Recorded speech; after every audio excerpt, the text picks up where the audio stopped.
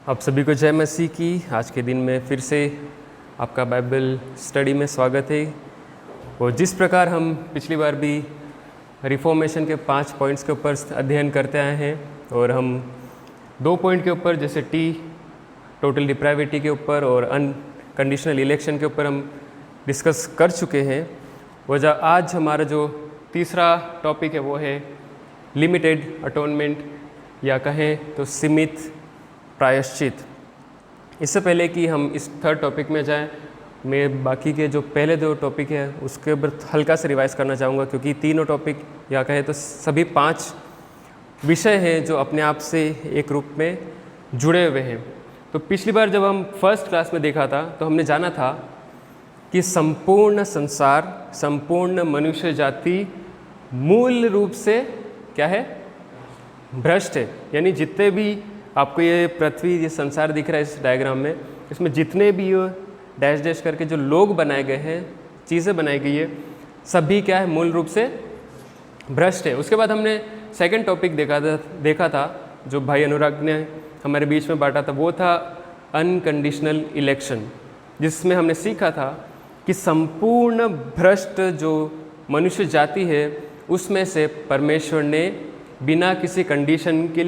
बिना किसी कंडीशन के कुछ लोगों को चुन रखा है या चुन लिया है। किसके लिए चुन लिया है? अपने स्वर्गीय राज्य के लिए, अपनी महिमा के लिए।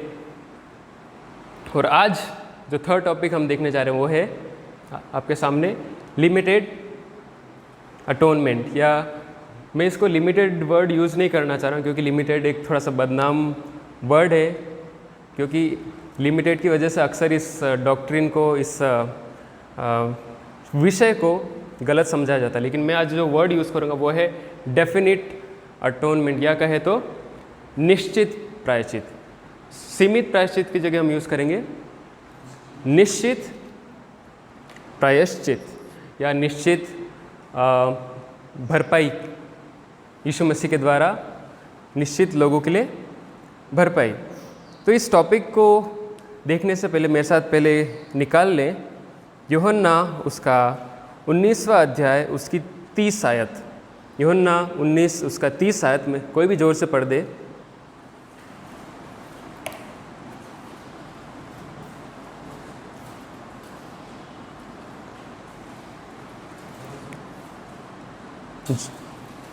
जॉन 19:30। जब यीशु ने वह सिक्का लिया तो वह पूरा हुआ और सिर झुकाकर प्राण त्याग दिए। ओके, तो यहाँ पर यीशु मसीह जब क्रूस पर टांगा गया था तो उसने एक, ये अक्सर हम कई बार सुन चुके ये वाणी, वन ऑफ द वाणी, कि जब यीशु मसीह को क्रूस पर टांगा गया तो यीशु मसीह ने क्या कहा था? पूरा हुआ। जब इसको इंग्लिश बाइबल में हम देखते हैं तो इंग्लिश बाइबल में लिखा है इट इज़ फिनिश्ड। अगर इसकी ग्रीक वर्ड आप देखें तो ग्रीक वर्ड इसमें यूज़ किया गया है टेटेस्टाई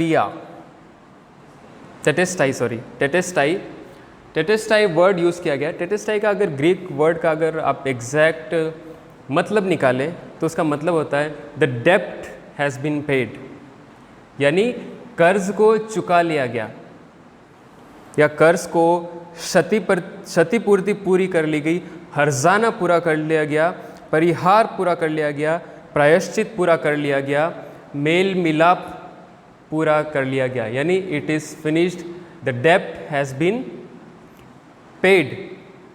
यीशु मसीह ने अपना कार्य क्रूस पर पूरा कर लिया। तो उसमें जब यीशु मसीह कहता है द डेप्ट हैज़ बीन पेड, पूरा हुआ, तो फिर सवाल उठता है किसके लिए? भरपाई किसके लिए पूरी की? हर्जाना किसके लिए पूरा किया? क्षतिपूर्ति किसके लिए पूरी की? और डेप्ट है जो कर्ज था, यीशु मसीह कह रहा है ना द डेप्ट हैज़ बीन पेड, कर्ज पूरा कर लिया गया, तो कर्ज किसका पूरा किया गया? वो आज सवाल का जवाब हम देखेंगे। तो इसका जो लिमिटेड अटोनमेंट आपको यहाँ पे दिख रहा है, द डेफिनिट अटोनमेंट, उसका पहले तो थोड़ा डिस्क्लेमर के रूप में कुछ क्लियर करना चाह रहा हूँ, ताकि अगर हम आगे की जो क्लास में जा रहे हैं, जो सीखने जा रहे हैं, उसमें मिसअंडरस्टैंडिंग ना हो। तो पहले तो बेसिक अंडरस्टैंडिंग ये है इस पूरी डॉक्ट्रिन की कि परमेश्वर ने अपने लिए जो लोगों को चुना है, जो अनकंडीशनल इलेक्शन जो हमने पिछली क्लास में देखा, सिर्फ उन्हीं के लिए अपना लहू बहाया। सिर्फ चुने हुए लोगों के लिए ही कर्ज भरा, क्या कहे तो क्षतिपूर्ति दी। यहाँ पे आपको दिख रहे होंगे बहुत सारे हज़ारों करोड़ों लोग संसार के ऊपर, लेकिन इस डॉक्ट्रिन का जो सार है, बेसिक अंडरस्टैंडिंग, जो डेफिनेशन वो है कि यीशु मसीह ने सबके लिए नहीं, लेकिन कुछ लोगों के लिए या चुने हुए लोगों के लिए ही अपना लहू बहाया, सबके लिए नहीं बहाया गया। तो इसमें फिर कुछ मिसअंडरस्टैंडिंग ना हो, इसलिए मैं कुछ 2-3 पॉइंट आपके सामने क्लियर करना चाह रहा हूँ उससे पहले कि आगे हम बढ़े। जब मैं कह रहा हूँ, या डॉक्ट्रिन जब बता रही है कि यीशु मसीह ने अपना लहू जो भरपाई है वो कुछ लोगों के लिए या चुने हुए लोगों के लिए ही करी है, तो इसका मतलब ये नहीं है कि उसके प्रायश्चित में कोई कमी रहेगी, या यीशु मसीह का प्रायश्चित या उसका अटोनमेंट या उसकी क्षतिपूर्ति में कमज़ोरी रह गई या कमी रह गई, इसका मतलब ये ना है। दूसरा, उसकी मृत्यु की दक्षता में कमी नहीं थी। यीशु मसीह पूर्ण रूप से या अच्छे रूप से जिस तरीके से उसे मरना चाहिए था उस तरीके से ना मरा, इसलिए कुछ लोगों को चुना होगा। अगर पूर्ण रूप से मरता या पूर्ण रूप से बलिदान दिया होता तो संपूर्ण पृथ्वी के लिए अपने दान को दिया होता, ऐसा नहीं है। यीशु मसीह का बलिदान सक्षम था पूर्ण रूप से, ये पूरे जगत के पापों के लिए काफ़ी था, सिर्फ पृथ्वी के लिए नहीं, पूर्ण जगत के। यदि अगर होता कि किसी और पृथ्वी जैसा कुछ और प्लानेट होता, उसके ऊपर भी लोग होते ना, उनके पापों के लिए भी उसका लहू काफ़ी होता, उसके लहू में कोई क्षमता में कोई कमी नहीं है। तीसरा, क्रूस सभी पापों से नहीं बचा सकता, ऐसा नहीं है। क्योंकि कुछ लोग अगर इसको डायरेक्ट देखेंगे तो ये लोगों को यूँ लगेगा कि जो क्रूस पर यीशु मसीह ने जो डेथ हुई, उसका जो बलिदान हुआ, वो सबके लिए काफ़ी नहीं था, लेकिन ऐसा नहीं है। यीशु मसीह का क्रूस का बलिदान संपूर्ण मनुष्य जाति के लिए, संपूर्ण संसार के लिए काफ़ी था। उसके क्रूस की भी पूर्ण क्षमता थी। और चौथा डिस्क्लेमर जो है वो है, प्रायश्चित सीमित समय के लिए नहीं है। इसका मतलब ये नहीं है कि लिमिटेड टाइम के लिए नहीं है अटोनमेंट, या कहें तो अभी से 2000 साल पहले यीशु मसीह की डेथ हुई थी और वो फिर से क्या हुआ, पुनर्जन्म हुआ, या फिर से उसने पुनर्जीवित हुआ। तो इसका मतलब ये नहीं कि समय के साथ में यीशु मसीह के जो वैल्यू थी प्रायश्चित की, जो उसका बलिदान था, उसकी क्षमता थी, वो कम होती जा रही है समय के साथ, ऐसा नहीं है। जो वैल्यू आज से 2000 साल पहले यीशु मसीह के लहू की, इसके क्रूस की थी, वो वैल्यू और वो क्षमता यीशु मसीह के क्रूस की आज भी है और हमेशा रहेगी।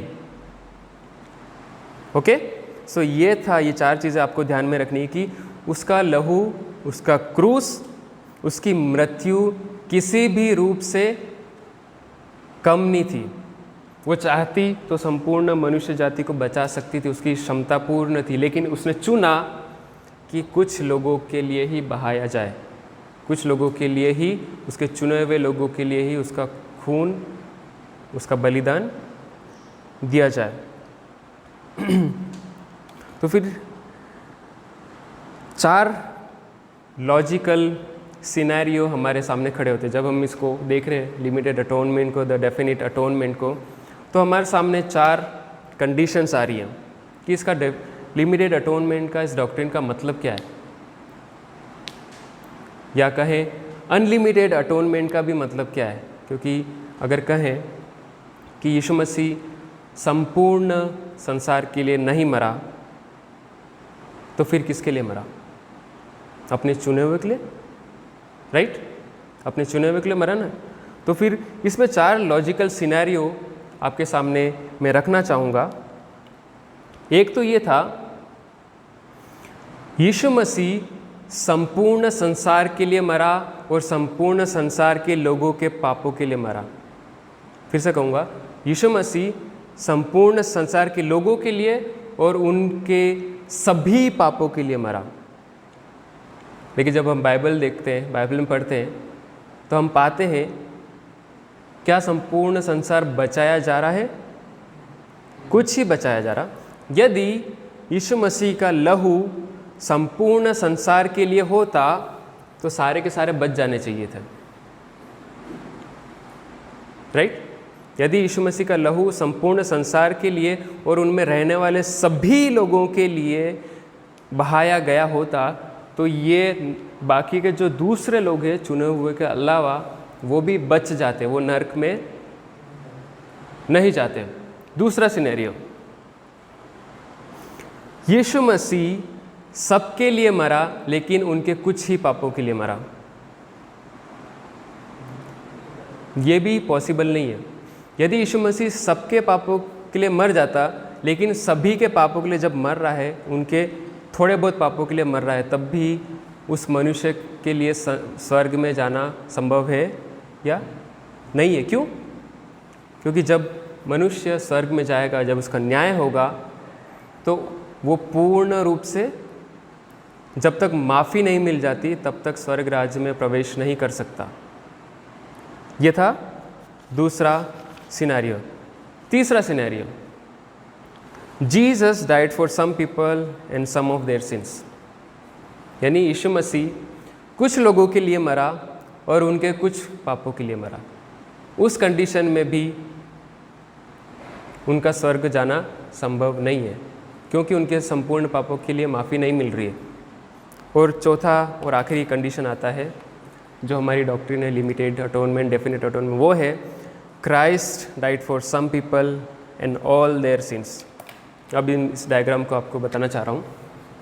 यीशु मसीह का जो लहू था, यीशु मसीह का बलिदान था, कुछ लोगों के लिए बहाया गया और जो कुछ लोग थे उनके सारे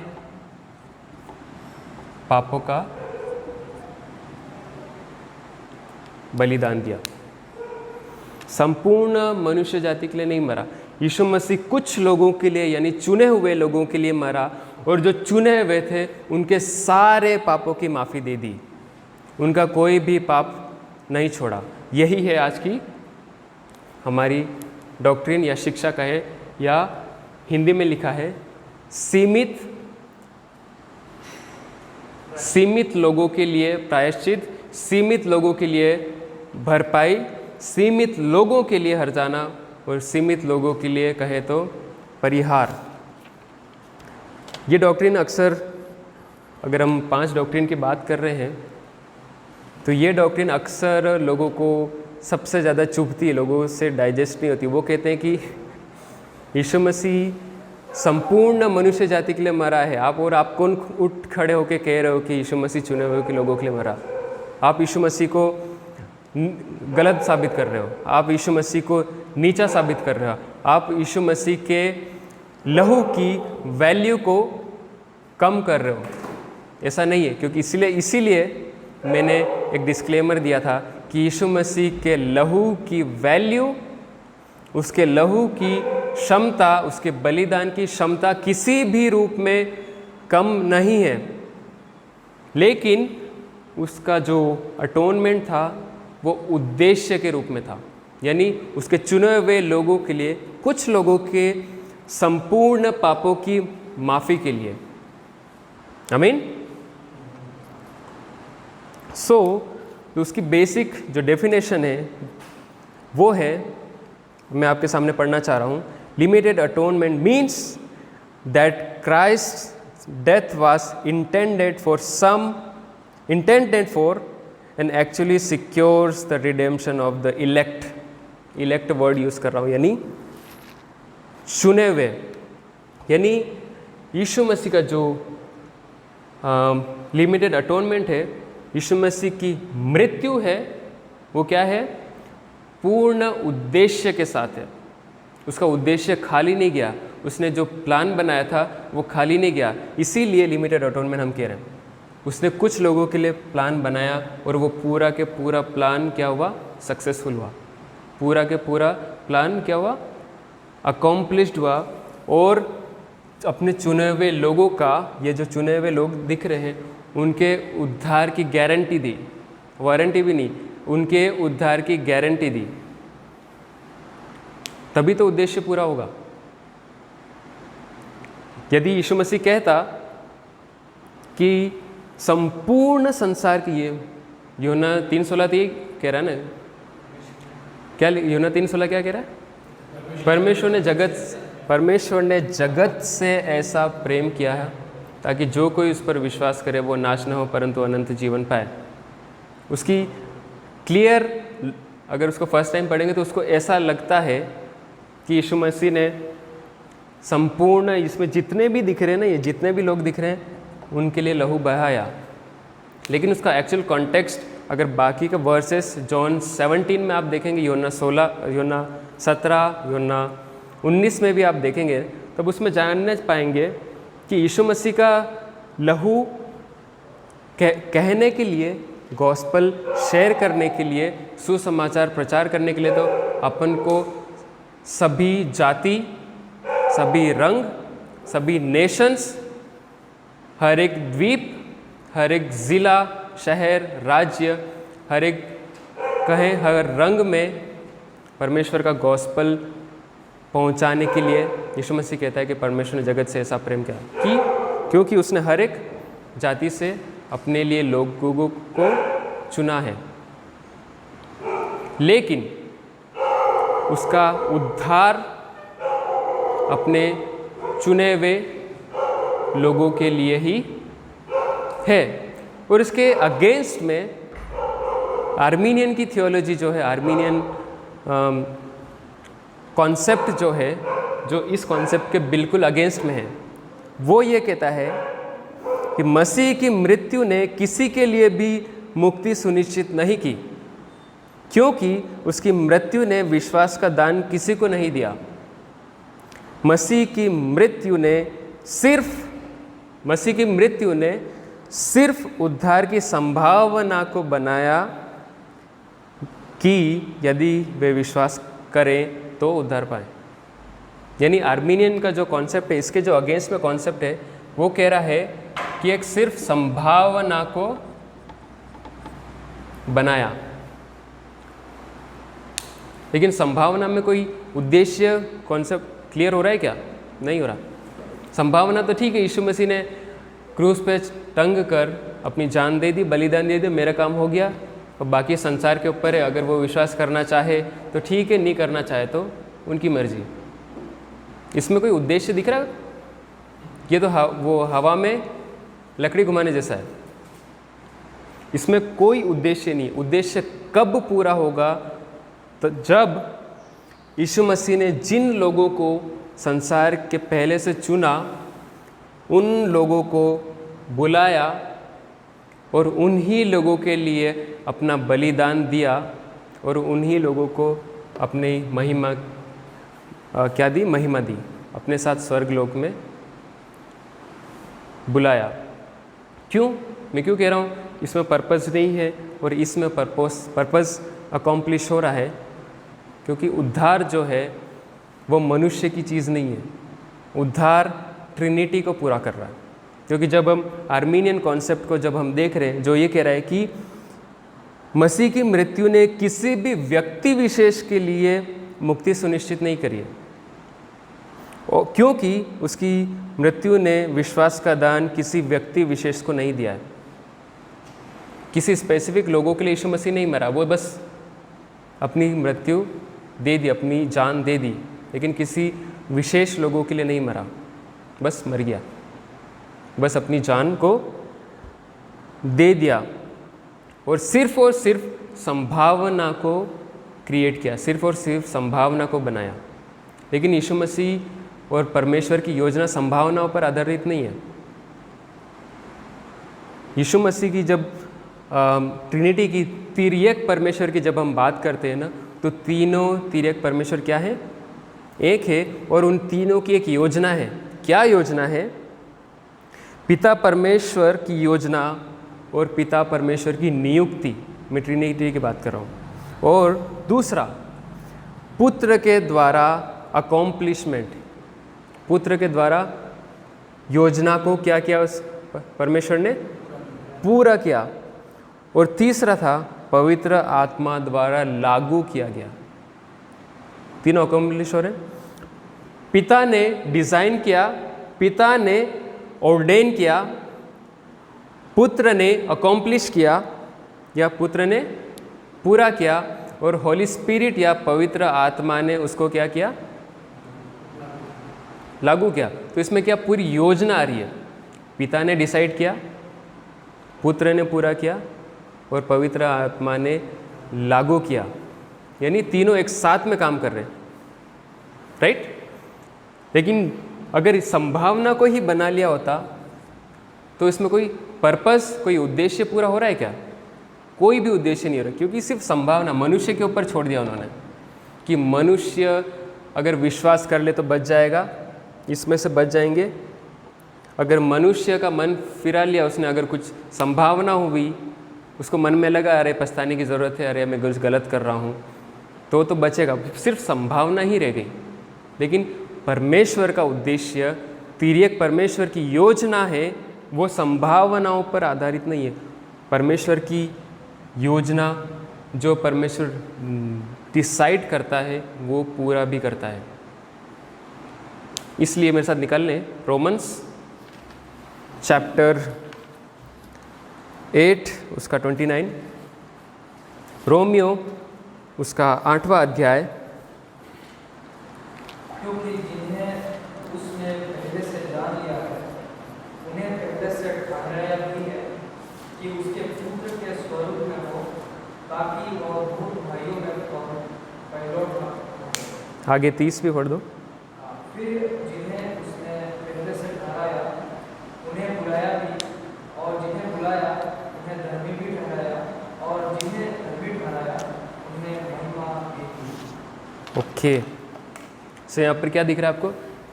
जिन्हें जिन्हें जिन्हें जिन्हें कई बार यूज़ किया गया यहाँ पे। जिन्हें, उन्हें, जिन्हें उसने पहले से क्या कर लिया? जान लिया। उन्हीं को उसने पहले से क्या कर लिया? ठहराया, और उसके पुत्र के स्वरूप में हो, ताकि वह बहुत भाइयों में पहलौठा हो, ठहरे। फिर आगे लिखा है 30 में, फिर क्या लिखा है? कोई पढ़ो फिर से। फिर जिन्हें उसने पहले से ठहराया, ओके, जिन्हें पहले से उसने ठहराया, हाँ, उन्हें बुलाया भी, और जिन्हें बुलाया उन्हें धर्मी भी ठहराया। ओके, तो कितनी बार?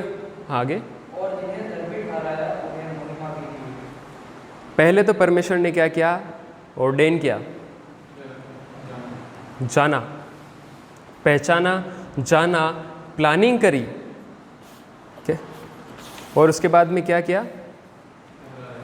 ठहराया। ठहराने के बाद में क्या किया? बुलाया।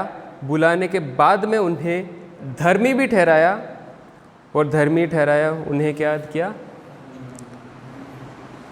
महिमा भी दी। यानी जो लोग परमेश्वर ने, जिन लोगों को संसार की शुरुआत से ही चुन लिया है, उन्हें परमेश्वर ने पूर्ण पर्पस के साथ, पूर्ण उद्देश्य के साथ में क्या किया?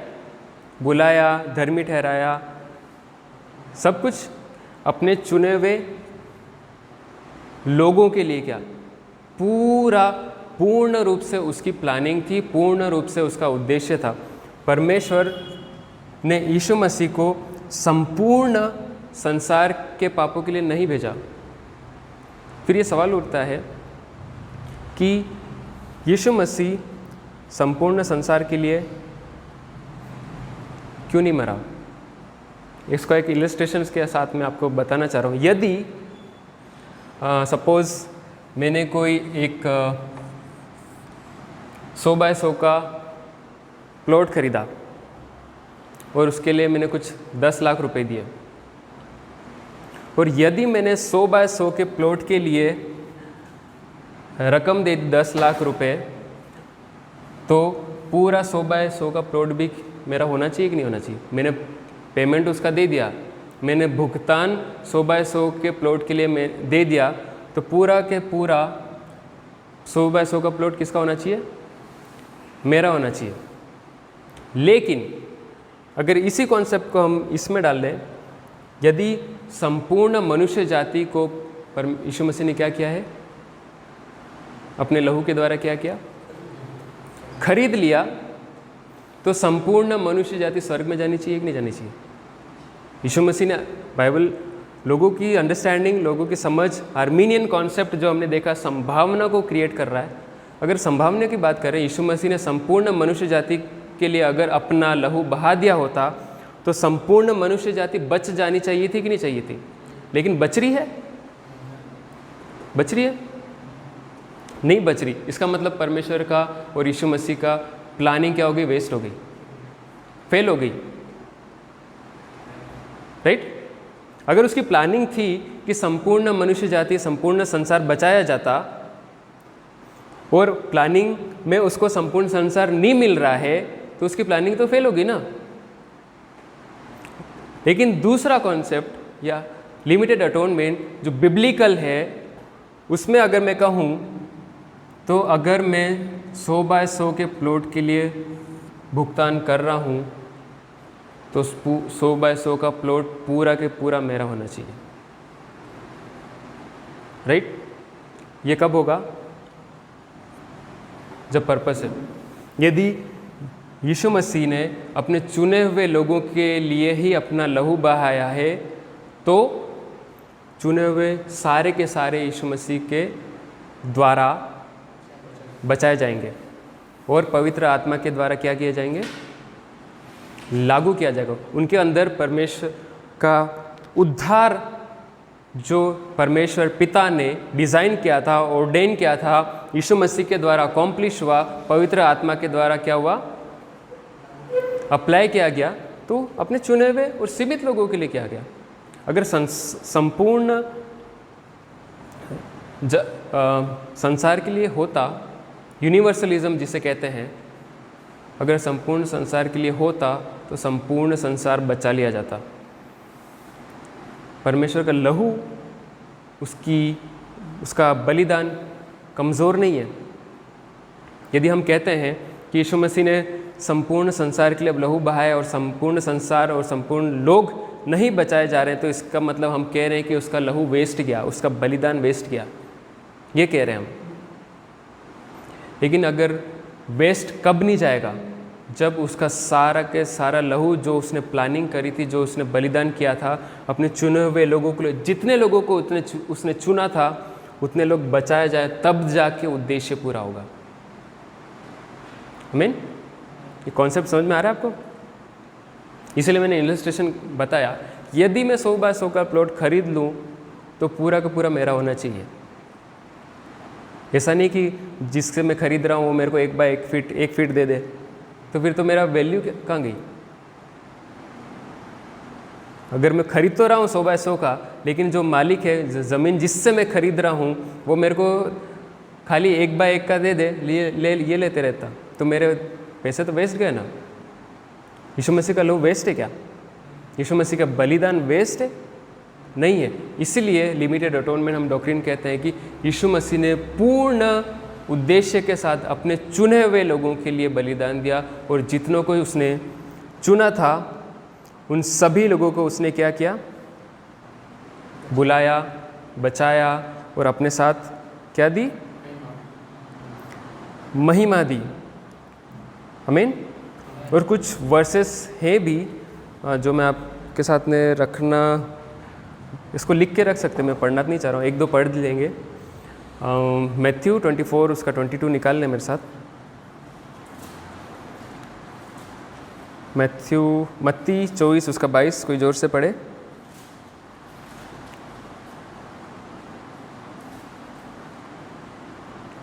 यदि वे दिन बढ़ाए न जाते तो कोई प्राणी न बचता, परंतु चुने हुए के कारण वे दिन बढ़ाए जाएंगे। एक और निकाल ले, मरकुस 13:20, उसके बाद लूका 18:17, मरकुस 13:20, लूका 18:7, लूका 18:7। यदि प्रभु उन दिनों को न घटाता तो कोई प्राणी भी न बचता, परंतु उन चुने हुओं के कारण जिनको उसने चुना है उन दिनों को घटाया। लूका 18:7।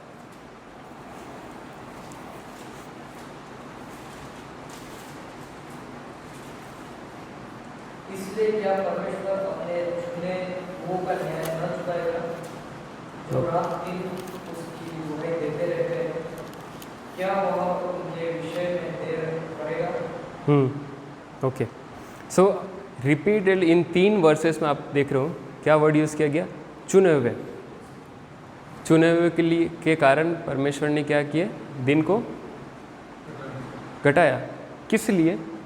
उसका उद्देश्य है, क्या उद्देश्य है? कि उसके चुने हुए लिमिटेड लोग जो है, जिनके लिए उसने अपना बलिदान दिया है, सब के सब बचाए जाएं। मेरे साथ को निकाल लें, जॉन चैप्टर 17 17 निकाल लें मेरे साथ।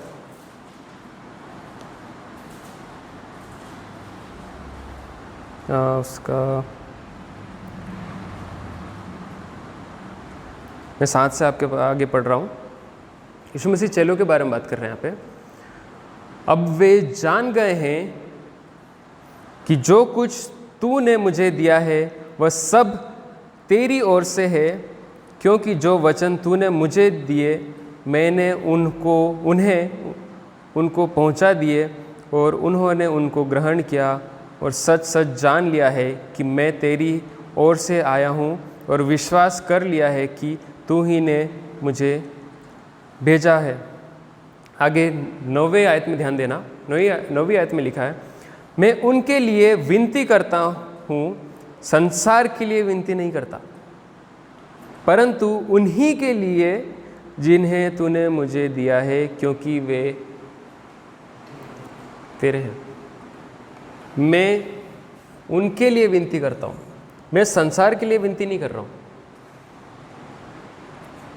क्या कह रहा है यीशु मसीह पे? मैं मेरे चुने हुए के लिए विनती कर रहा हूँ, मैं संसार के सभी लोगों के लिए विनती नहीं कर रहा हूँ, मैं सिर्फ मेरे चुने हुए लोगों के लिए विनती कर रहा हूँ।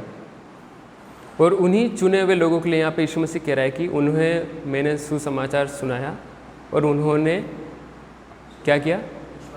विश्वास किया।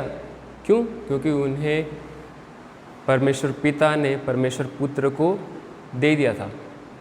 इसलिए तो वर्स कहता है कि कोई भी मेरे पास नहीं आ सकता जब तक पिता उन्हें मेरे पास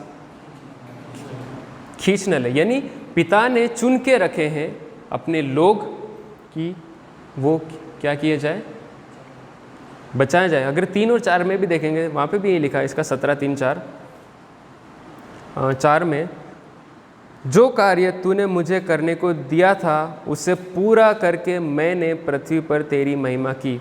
अब हे पिता, तू अपने साथ मेरी महिमा उस महिमा से कर जो जगत की सृष्टि से पहले मेरी तेरे साथ थी। यहाँ पर 4 में कह रहा, जो कार्य तूने मुझे करने को दिया था उसे पूरा करके मैंने पृथ्वी पर तेरी महिमा की। कौन सा कार्य? शुरू में एक वर्ष हमने देखा था, एक वाणी थी जहाँ पर यीशु मसीह क्या कह रहा है?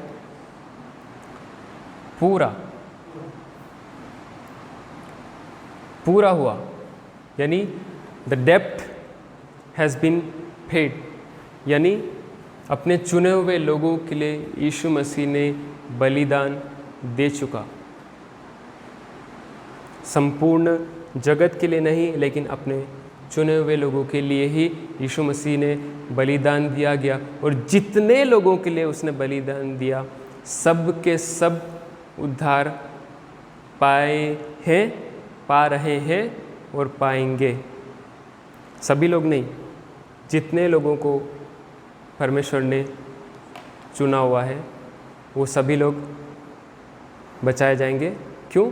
क्योंकि इन्हीं लोगों के लिए, जो अपने चुने हुए लोगों के लिए यीशु मसीह ने अपना लहू भी बहाया, संपूर्ण जगत के लिए नहीं बहाया।